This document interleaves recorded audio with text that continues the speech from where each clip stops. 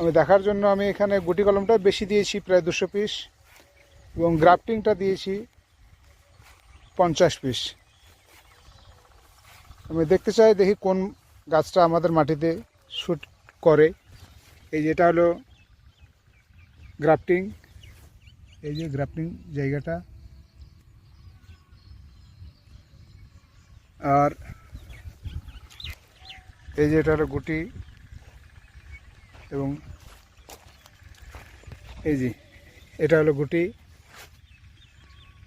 তো বন্ধুরা, আমার জমি লাগিয়েছি 21 তারিখে, ঈদের দিন। আজকে প্রথম জলসেচ দিচ্ছি। আমি লাগিয়েছি এখানে 4.5 হাত বাই 5 হাত